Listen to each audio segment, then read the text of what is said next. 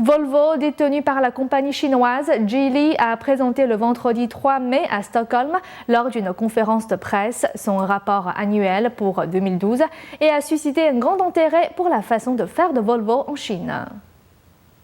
Avec l'incertitude économique en Europe et dans le monde, l'industrie automobile a traversé des moments difficiles. De nombreux fabricants considéraient avec espoir le marché chinois comme une issue. Selon le rapport, Volvo a passé son seuil de rentabilité, ce qui fait aussi partie de son objectif pour l'année prochaine.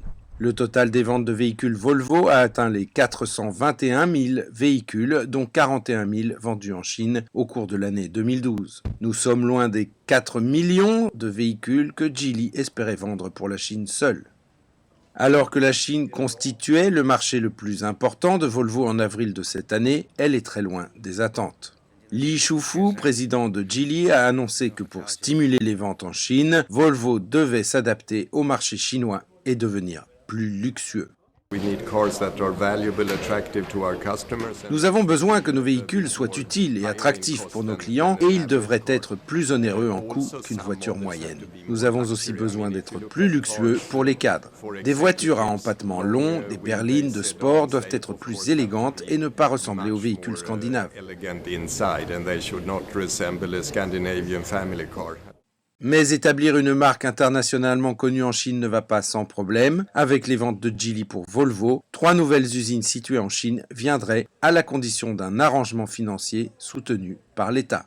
Geely s'est vu octroyer un prêt de 1,2 milliard de dollars par la Banque de développement de Chine, dont l'État est propriétaire, pour l'achat de Volvo.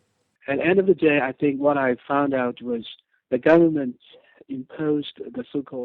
J'ai découvert que le gouvernement avait imposé Geely comme filiale de Volvo et finalement obligé Li Shufu à accepter la proposition qui a fait des zones pauvres, l'endroit de la base de production.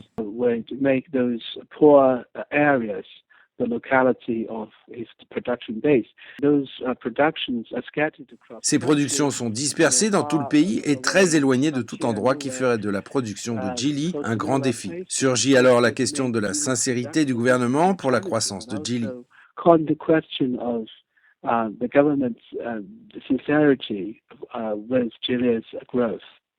Une étude récente de la société Fathorn montre que Geely est fortement subventionné par le régime chinois et que l'affaire pourrait avoir été motivée par le désir du régime d'acquérir des technologies avancées et une propriété intellectuelle. Nous garderons notre technologie au sein de notre groupe Volvo, de sorte que notre opération en Chine produise des véhicules Volvo que nous utiliserons comme joint venture et nous serons très prudents dans le transfert de la propriété intellectuelle à autrui. Avec l'acquisition de Volvo, c'est la première fois qu'une société chinoise a acheté un fabricant de voitures internationalement connu et l'industrie automobile suit de façon compréhensible la question avec un vif intérêt. NTD News, Stockholm, Suède.